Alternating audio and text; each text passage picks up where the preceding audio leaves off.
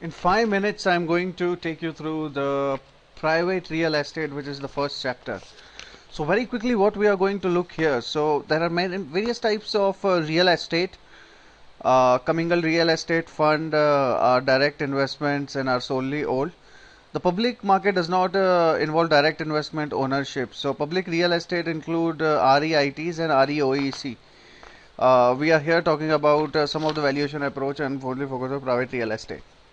So basic form of real estate are private and public. Private are mortgages, direct investment, ownership, partnership, other forms. Public is mortgage-backed security, share of REIT, REOC. So those are there.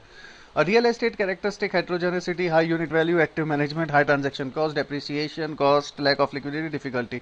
Then you have some property classification. One is non-residential, commercial. Some commercial properties require more management and things like that. Reasons to invest in real estate includes current income, capitalization, capital appreciation, inflation hedge, diversity, tax benefit. The principal risk are business condition, new property lead time, cost availability of capital, unexpected income, demographic factor, lack of liquidity, environment, availability for management, leverage, other factors. The role of real estate in a portfolio. So it's less correlated with other parts. Then we have commercial property type, which is office, industrial, retail, and multifamily. So in office, the demand depends on growth, industries, the gross lease. Industry demand on overall economy. In retail, consumer spending. In multifamily, how population grow. Then you have real estate valuation. We have three valuation here. There are high chances that you are going to get some or the other numerical here. So those are valuation approaches that we are looking for. We have income cost and sales comparable approach. Uh, like for example, if we want to have high and best use, it's like value when completed less construction cost is equal to implied land value. Let's move quickly to the income value. This is most important. So rent income, if fully occupied, is other income is equal to potential gross income minus vacancy and collection quoted is equal to effective gross income minus operating expense is equal to net income. Let's look at a question here. The question asks us to calculate net operating income. They have given us property size, rental income, other income, vacancy, loss, insurance, utility, interest expense, and income tax. So gross rental income is equal to uh, the size into the cost that you have decided. So gross rental income is already given. Other income is given. We add both, so we get potential gross income. The vacancy and collection cost is to be reduced. And operating expense. So operating expense is insurance and utility. We reduce and we get the net operating income. Don't reduce interest. Interest is not the net operating income. We are not worried about that. That's just a factor. Then the capitalization rate is discount rate minus the growth rate. So NOI upon capitalization is the value of the property. So imagine that net operating income for building is 175,000, capitalization 8%, just divide 175,000 by 8% to get to the value. Stabilized NOI. So recall cap rate first year if NOI is representative similar property issue subject to NOI stabilization. So stabilized NOI upon capitalization rate. Gross income multiplied is scale price upon gross income. So value is equal to gross income into gross multiplier. Discounted cash flow method, cap rate is equal to discount rate minus growth rate. Discount rate is equal to cap rate plus growth rate. So R minus G NOI 1 upon R minus G cap rate. So that's how we are looking at terminal cap rate using discount cash flow method. We need to check the terminal value. It is also known as reversion or resale. So we need to calculate the terminal value while doing this kind of things. And and the numericals of course would be same like dividend discount model where you have to bring it today. So that's how you're going to look at. So stabilization after some time and things like that. Few methods, allocation of operating expense, fixed variable to get to the NOI.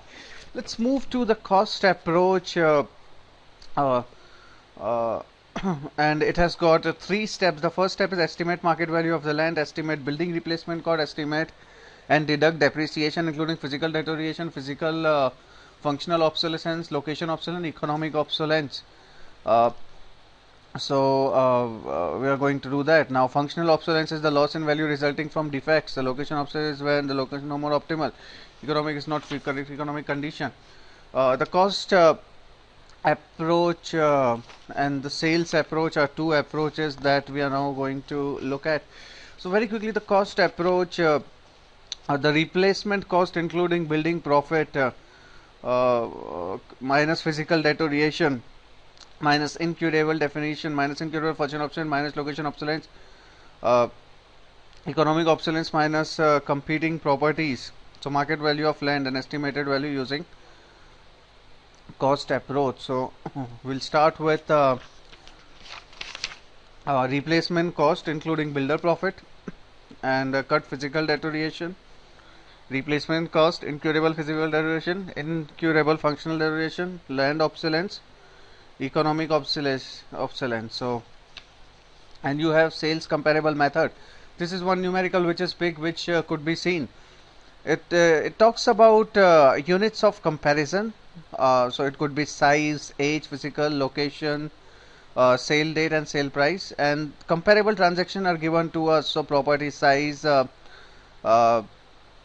is it average, is it bad? So you have given the subject property and three properties to compare. Now each adjustment is based on at the adjusted sale price of comparable property, depreciate at 2%. So comparable is 4 year older, then make the depreciation. Conditional adjustment is good plus 5%, average poor, because those are the numbers. Location prime is none, secondary is 10 because both comparable 1 and no adjustment is made. For past 20 months, sale price have been appreciating 0.5% often because one is the upward adjustment is required. So based on that, you are now going to move things here. So size,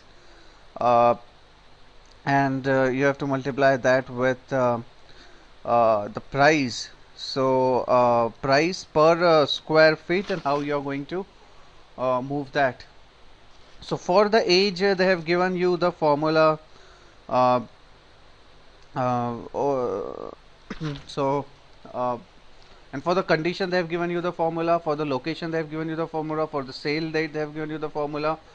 And after that, uh, all things you do, you take out the average sales price per square feet, and based on that you multiply our property and get to the answer. So that's how. Now appraisal based index, the return is NOI minus capex plus ending market value minus beginning upon beginning value.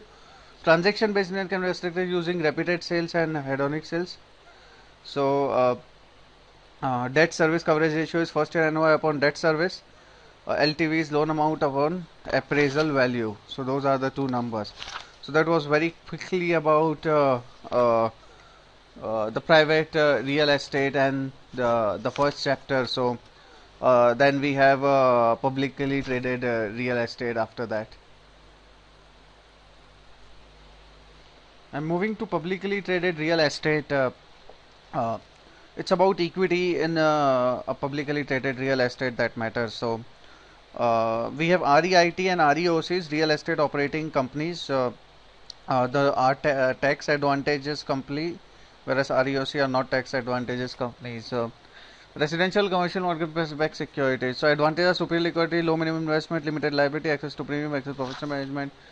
REIT specific advantage are exempt from taxation, predictable earning, high yield. Disadvantages are tax versus direct ownership, lack of control, cost of legal corporate restriction, price determined by stock market, structural conflict of interest. REC in structures update and downgrade, there are potential conflict of interest when opportunity arises to sell property or take borrowing. A particular action may have different tax implication for IT shareholder, limited potential for income, lack of flexibility.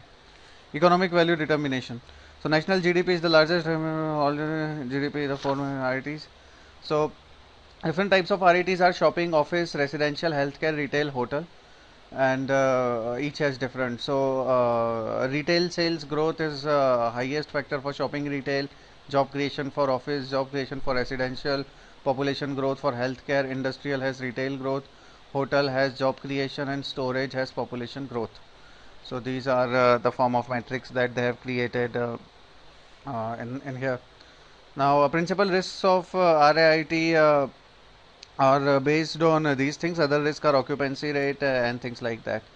So due diligence consideration, remaining lease term, inflation protection, in place rent versus market rent, cost to release rent, tenant concentration in the portfolio, tenants, financial health, new competitors, balance sheet and quality management. Subtype of equity: retail or shopping or central lead, office REITs, residential REIT, healthcare REIT, industrial REIT, hotel REIT, storage REIT, diversified REIT.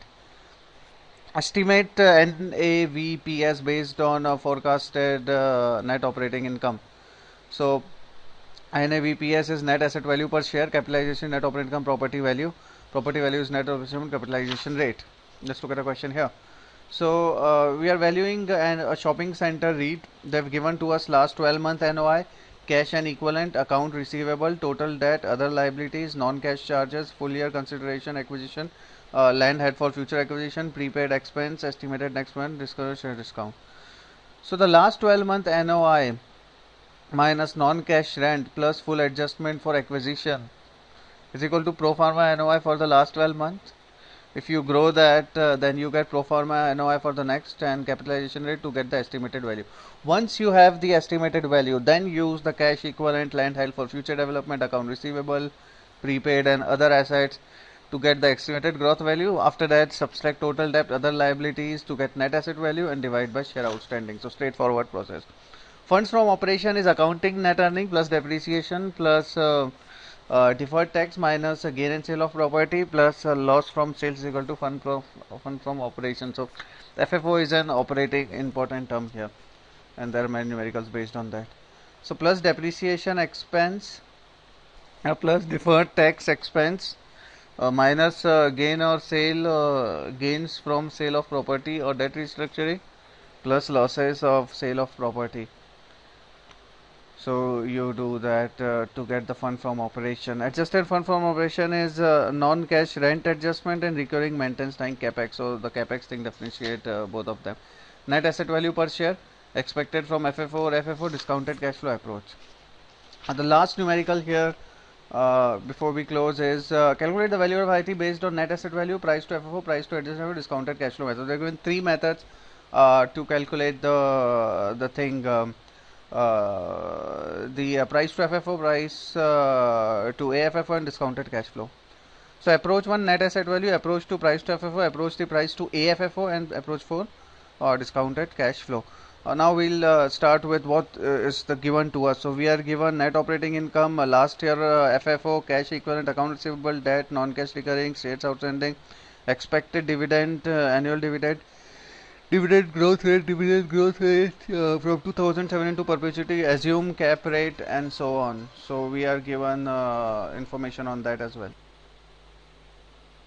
So this big question then moves to approach 1, valuing REIT from a net asset value approach, which starts with estimate NOI, assume capitalization rate, then you'll get the big money chunk, add cash, net asset value, share outstanding. And when you move ahead,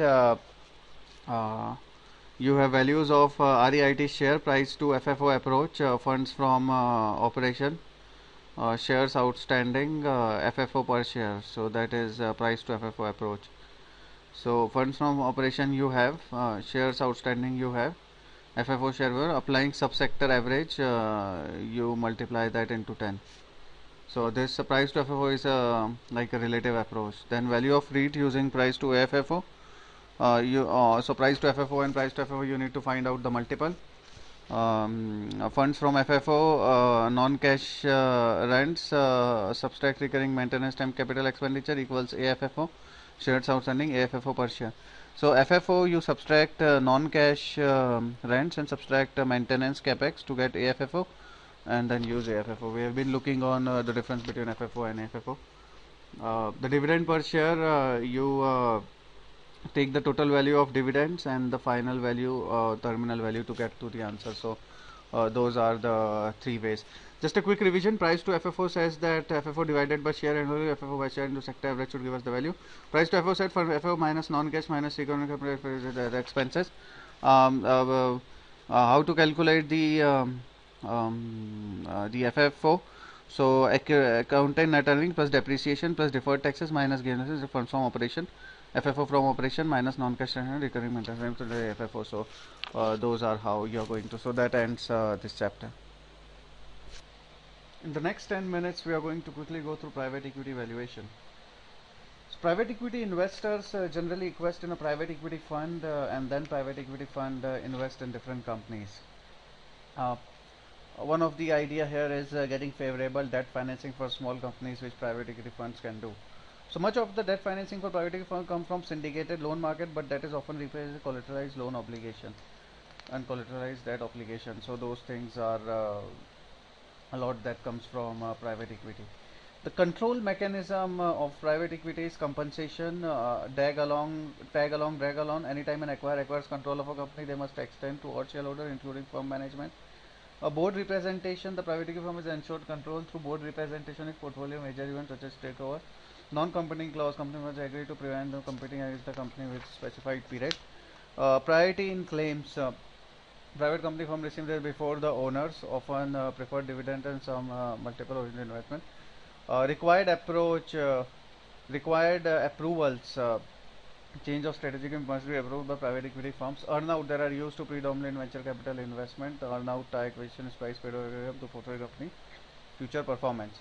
So this is different from buyout ratio, and there are a lot many different that have been pointed out. So low predictability versus high predictability, new market versus stable market, product based on established product. So buyout is where you would go and buy a public company and make it private. Here you are buying a small company and making it private. Private equity valuation method has discounted cash flow and relative value and market value approach. Price multiple, discounted cash flow are often used. Whereas the buyout valuation issues, there are leveraged buyout. The LBI model has three inputs: the target company's forecasted cash flow, expected return, total amount of financing. Since the company is private, public, although it's doing bad, it's easier. The exact valuation in buyout venture is nearly the same. So investment cost plus earning growth plus increase in multiple plus reduction in debt is equal to exit value. So payoff of multiple and IR for equity investment holder. Then we have pre and post money valuation, and then we have a numerical about carried interest and hurdle rate and distribution waterfall, and finally a big numerical that you have high chances of getting it there is performance measures. Let's start with calculating payoff with IRR for equity investor. Let's understand what does that mean. So if there is an LBO transaction, suppose it's valued 1 million, if occurs in 5 years at a projected multiple of 1.8, and company's multiple is 60% debt, 40% equity, preferred shares, equity, preferred share 14%, and so on. Calculate company for payoff claimants and internal rate of return and payoff multiple for equity domain. So let's first calculate the exit value. So most of the time the exit value is given as a multiple, like EV by EBITDA or some other multiple of equity or some kind of that multiple of company's initial cost.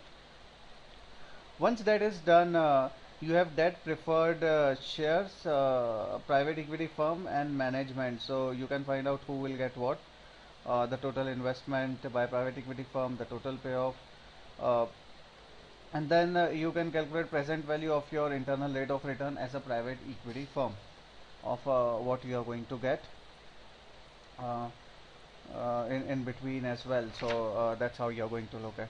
So there is a component of return, which is return on preferred share on private equity, increase in multiple upon exit, reduction in debt claim. So those are the components of return for the entire entity. Then you have pre and post money valuation. Pre plus INV equal to post. So pre valuation, post money valuation, private equity firms makes an investment in early stages. So investment proportion of venture capital is INV upon post. So for example, a company is valued 3 million, and a capital influx of 1 million by a VC takes place. So total becomes 4 million, and the ownership of VC is 1 million. The appropriate method to venture capital valuation should consider a lot of things. Valuation issues are a little different in buyout versus venture capital. So there are DCF and use of debt, etc., are easier in buyout. tougher in venture capitalists because of its new companies. The exit routes are public offering, secondary market sale, management buyout, liquidation, and exit timing. Now let's look at the structures of private equity firm, the term valuation and things like that. So limited partnership, the most common form of ownership for private equity fund is limited partnership. The limited partners provide funding and do not have active role in the management. Their liability is limited to what they have invested. The general partner in a limited partnership is liable for all firm's debt and has unlimited liability. GP is the manager of the fund. Another form of private equity fund structure is companies limited by share. It offers legal protection to participants. A private equity fund must raise a fund and manage investment of those funds. Private equity fund terms. So those are how the limited partner and general partner would work. Economic terms of private equity fund are management fee, transaction fee, carried interest, performance fee. Ratchet specifies the allocation of equity between stockholder and management of the portfolio, management to increase allocation depending on company's performance. Hurdle rate, this is the IRR that the fund must meet before GP can receive a carried interest. It varies from 7 to 10%.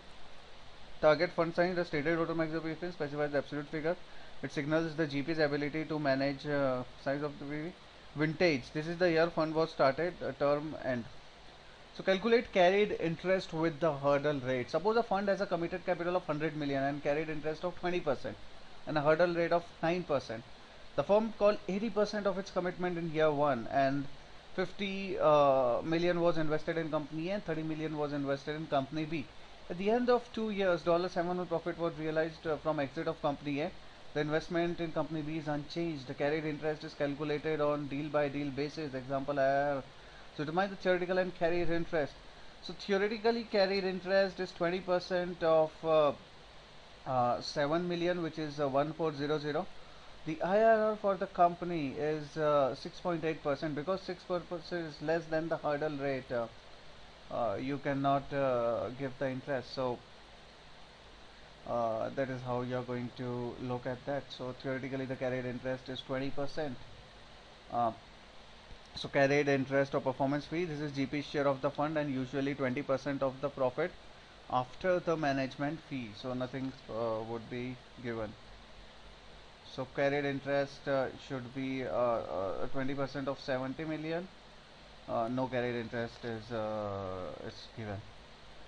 This is to motivate them to perform good. Now they have a keyman clause, performance disclosure and confidentiality, clawback, distribution, waterfall, or tag along, drag along clause, no fault divorce, removal for clause, investment restriction and co-investment.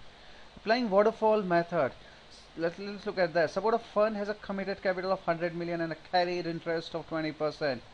An investment of 40 million is made later on this year. The fund exits the investment and earns a profit of 22 million. Determine whether GP received any carried interest under the 3 distribution waterfall method. So in deal by deal basis, the carried interest should be the profit, 20% of the profit that you made. In total return method, carried interest only after the value exceed the committed capital. So the value committed capital is 100 million and the exit are only 62 million, so no carried interest in paid. In method 2, carried interest can be paid when the value of portfolio exceed investment capital by a minimum of 20%. So invested capital plus 20% of the threshold. Let's look at this. This is a little tricky. So in method 2, the carried interest can be paid when the value of the portfolio exceed invested capital by a minimum amount of 20%. So 20% threshold was 48 million. This exceed this is the mode. You got 62 million because you made 22 million. So you just needed 8 and you made a lot. So the carried interest 4400 is paid to the GP. So 20% of this 22 million is paid to the GP. So if you get, you get whole. If you don't get, you get nothing. Continuing with the previous example, suppose in the second year another investment 24 expires in a loss of 24 assumed by deal when clawback with annual or true up apply. Determine whether GP must return any former profits. In deal by deal method, GP has received a carried interest of 4400 with a subsequent follow. GP owns 20% of the loss. So 20% of loss is 800 million. Oh sorry, 800,000. So that's how it will return.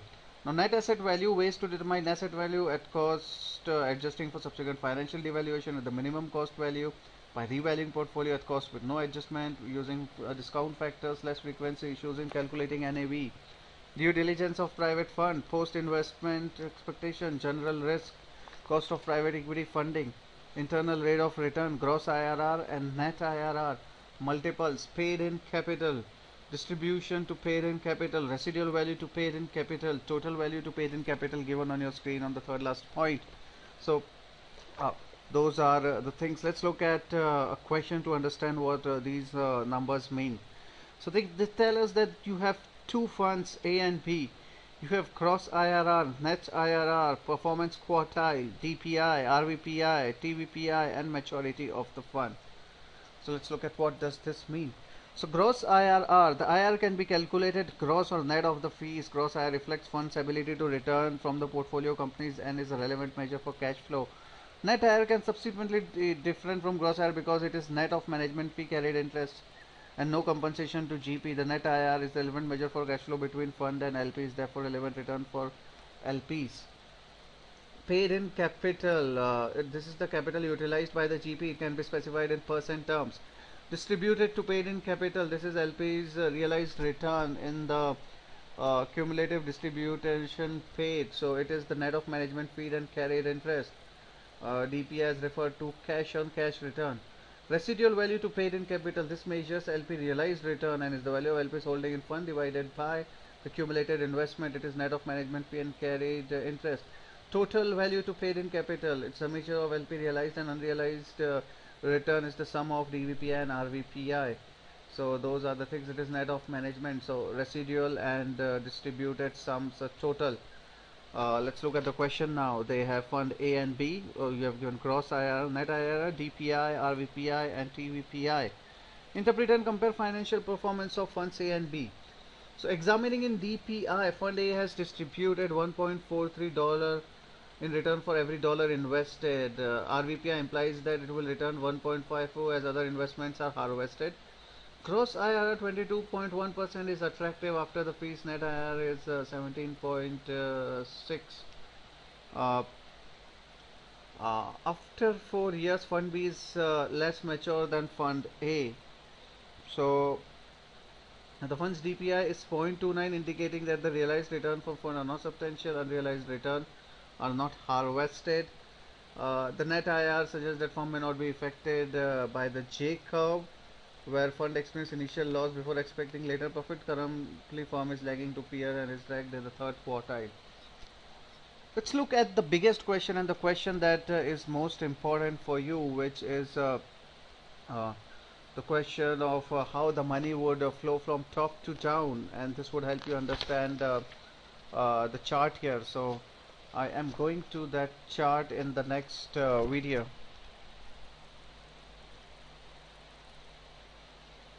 Okay, let's look at some of the questions here.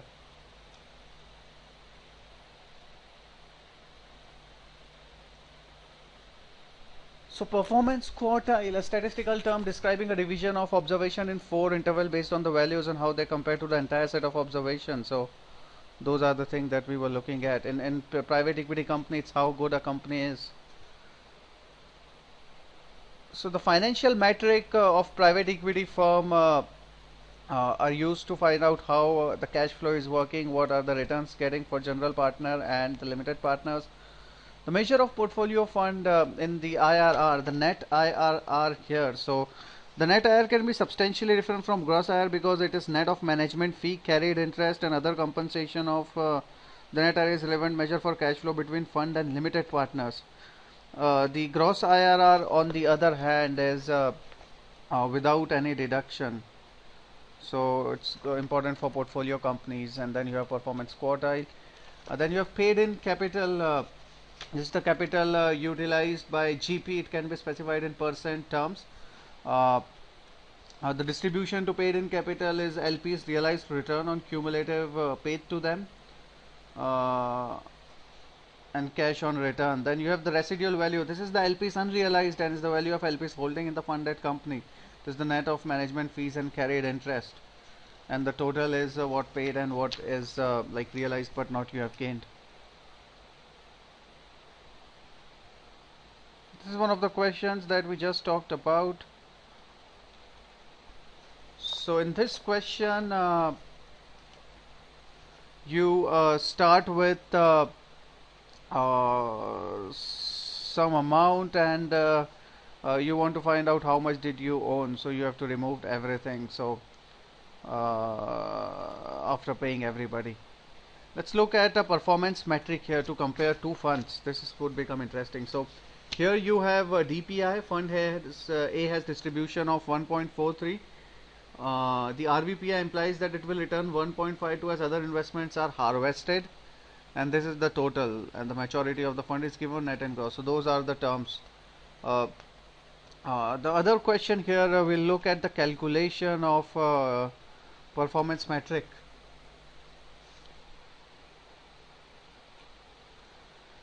So you have a big table. This is a quite important question in terms of exam, because this is the kind of a thing that you can get.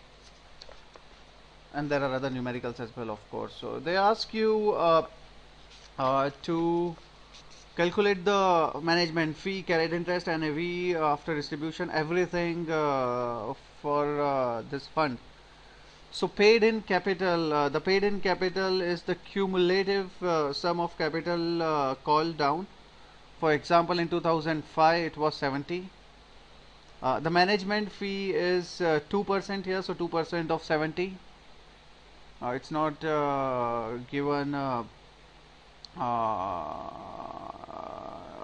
It's given as 1.4 in the third column.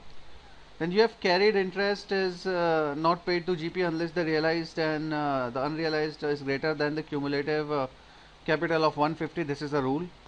So there are many rules to do that. NAV before distribution exceeded the capital for the first time, and hence 20% was given. So management fund operating results was 10, carried interest none. In 2007, the NAV before distribution was 153. This was the carried interest, which was 0.6, which was 153 minus 150, which was 0.6, and 20% of that was given as a money to them. So distribution. In subsequent year, it was calculated using NAV before distribution. So 200 minus 153 was 9.4. So again, it was given, and NAV after distribution became that. So that's how we give to that. So it's 20, the distribution that was made. So carried interest and the distribution was something that was given back to the general to the limited partners. Then you have NAV distributions minus carried interest minus distribution is NAV after distribution. So 200 in the second last line, 200 minus 9.4 minus 40 is 150. This is what would remain. Let's look at DPI. DPI is calculated as the cumulative distribution by paid in capital, which is 20, 40, 80 upon the total money that you have been called. So paid in capital 140. So 20 plus 40 plus 80 upon 140. RVPI is calculated as NAV after distribution. So your total amount is 174.2 divided by 140, and TVPI is the sum of that. So that was one numerical that we wanted to have a look at. I'm looking at the pre-post money numerical of the private equity. It says that Ponder Technologies, a biotech company's entrepreneur founder, believe that they can sell companies 40 million in 5 years. They need 5 million in capital, and entrepreneurs hold 1 million. The venture capitalists decide that high risk and the discount rate is 40%. Calculate pre-money valuation, post-money valuation, ownership fraction apply. So post-money valuation is 40 million. You bring it to today's price at 40%. The pre-money valuation is you remove this price with 5 million. So putting 5 million in a company worth of 7.0, private equity must own 67.23. So they think that a discount rate of 40% is appropriate to that big money that they are talking about. This is decided by the private equity firm. So how they got to that 40% is their own algorithm. Now, to put 5 million in a company, the private REIT should earn 67.23. So note that IRR for this is 67.23. If an wants 1 million share, then he must get 2% share, 60 ownership. Given 5 million investment to 5 million share, the stock per price would be this. So this is how. Suppose you own something and you say you convince them that I own a 1 million company or 5 million company, I can sell it in 40 million in 5 years. They'll have the discount rate that will have probabilities of achieving that 40 million that you are talking about, and based on that they'll value and they'll say that okay, we'll give you the money that you want, but we'll have this much stake in the company. If there is a second route, we see we can include new fractions, so f2 inv post 2 to exit value upon 1 plus r2 and so on. So suppose instead of a single round of 5 million, the company will need 3 million in the first round and second million of financing to finance the company. Use discount rate 40% for the first year and 30% for the last year. Since the risk at the end will go down, you will have different discount rate. So 40 million you discount by 30%, which is 23. Now fractional ownership for the second round for 2 million should be 8.45. The value before the second round of financing would be 23866, which is the value minus 2 million, which is the investment.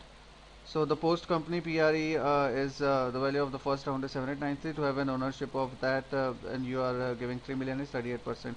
Number of share at the issue of one round is 612. The price of per share is $4. Number of share at the second round is shares plus share into F1 plus 2. So this is how you are going to look at. So basically what you are looking at here is asking money again and again, and looking at price. The discounting numbers that you use at different times matter a lot. Adjust the discounting rate on approach is giving modulus discount rate is the company may fail in a given year. So the formula R prime or R star is adjusted by probability of failure. So R star, the adjusted formula is 1 plus R divided by 1 minus Q upon 1. So suppose a private equity firm has a discount rate of 30%. The investor believes that the internal projection is over optimistic and there is chance of 25% failure. So it is like 1 plus 0.3 upon 1 minus 0.25 minus 1. So it's 73.33. So that's how you are going to look at that. Investing in commodities, the next chapters. The market participants are hedgers, speculators, arbitragers. There are issues like storability and reusability. We have something called the convenience rate. The monetary between holding a physical commodity versus being long on the equivalent future contract is called convenient yield. You have capital asset storage called consumable transfer. All of these things matter on how you price these commodities. So we have two terms, contango and backquotation. In contango, the return term structure has a positive and the future prices is above the spot prices. Contango rise when buyers dominate the future market. Backwardation is a negative trend when the future prices are lower than the spot price. Investor can take profit by taking long with subsequent holding until maturity. So something is getting cheaper, then investor can profit from taking long position in successive future contracts and hold them until maturity, because you know about the pricing. So you know that in future the price per barrel is going to come down. Another factor influencing the future price is the extent of convenience yield, which reflects the benefit of holding physical commodity rather than a contract in future delivery. Convenience depends on the level of commodities inventory on the market expectation and relation between future and forward prices. Return components of commodity is spot return, roll return, collateral return, and rebalancing. Spot return refer to percent change in commodity spot price globally depends between supply and chain. Roll return is income generated as we close maturing future contract and replace with newer. Collateral return corresponds to interest received on cash path. Rebalancing return is when we consider portfolio rather than individual. I have the roll return, model for expected return, and so on. So a relatively small chapter. So I'm repeating some of the points that I did, and then we'll look at the questions. So CAPM, because commodities are not capital asset, CAPM is inappropriate to model them. Insurance perspective, a long position commodity will earn positive return due to the speculator premium earned to the support short hedger. Hedging pressure hypothesis, a risk premium can be earned on either long or short position depending on the balance of hedger. Theory of storage, according to theory of storage, commodities that are difficult to store should earn a positive convenience yield. So according to theory of storage, commodities that are difficult to store should earn a foreign convenience yield.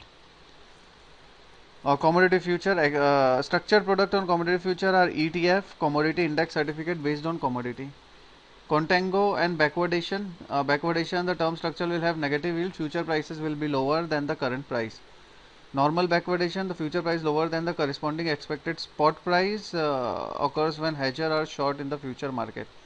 Contango term structure has positive slope, the future prices is above the spot price. Here the total return is spot return plus roll return plus collateral return plus spot return is percent of change commodity price. Roll return is closing out maturity and replacing them with newer. Collateral return is when invested in government securities. Rebalancing is additional return on portfolio commodity futures. And there are no numericals here, only this much we have.